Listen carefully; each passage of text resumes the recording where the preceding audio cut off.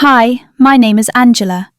The story I'm about to tell happened in the 70s when I was a child.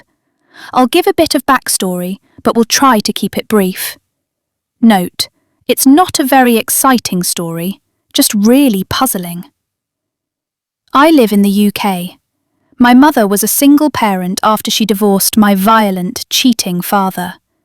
He then disappeared to Saudi Arabia, where he made really good money, of which my mother never saw any. I have no idea how she made ends meet on social security and a few cleaning jobs, but we never went without anything. She was an excellent provider, working jobs nobody else wanted to make sure we always had what we needed, as well as finding money for a few treats along the way. One of the jobs she had was cleaning the offices of a team of solicitors, UK lawyers. You don't see these kinds of office buildings anymore. This suite of offices was old, decrepit, and over 4 floors, with a few offices on each and a tiny kitchen at the very top. The stairs were in a spiral design, so you could see the top from the bottom and vice versa. Just inside the front entrance was the door to a dark, creepy cellar where my mother was made to keep all of the cleaning stuff she needed for work. She hated that cellar. It had a curved stone staircase, which was very dark at the bottom, even with the top light on. The cellar is not really relevant to the story. I just mention it to give you a mental image of the type of building this is. When she went to work in the evenings, she would always take either me or my younger sister with her. We hated it, and always fought over who got to stay home. I wish now I'd been more understanding, because she was obviously afraid to be there on her own at night. The door to the offices was down a long, narrow, dark alleyway, right at the very end. The door was big, heavy and old, and made a very loud noise as it opened and closed, which you could hear even at the top of the building. On the night in question, my sister drew the short straw and went with my mother. I'll call my sister Lara. Lara had a tiny tears doll which she took everywhere for comfort and had it with her that night. My mother had just finished cleaning the offices, and she and Lara were in the kitchen at the top of the building, cleaning cups, emptying the bin, and wiping down the one surface they had in there, relieved that it was almost time to go home. Whomever was with her usually had a treat before leaving, as a reward for coming with her. Suddenly, she and my sister heard the front door being opened, and when my mother looked down over the banister, she saw a man in a brown leather jacket starting up the stairs.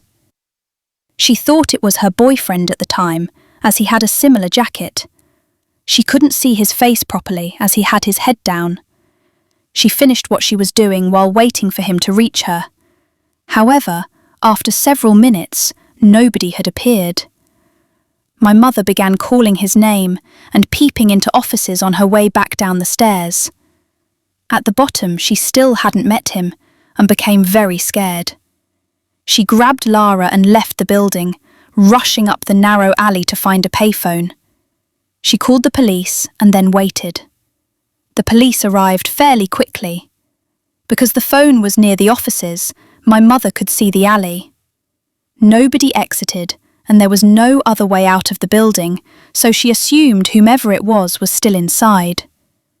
The police escorted my mother back into the building, leaving poor Lara hiding under a desk downstairs, cuddling her little doll.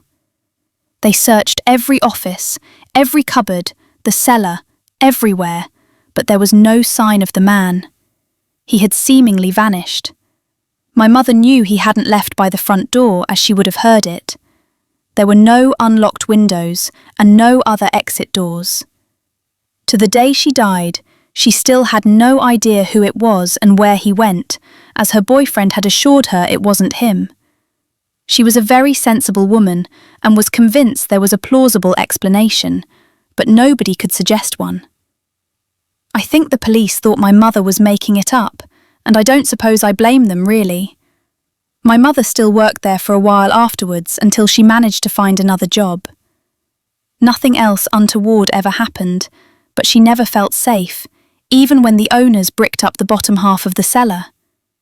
The offices are not there anymore, thank goodness.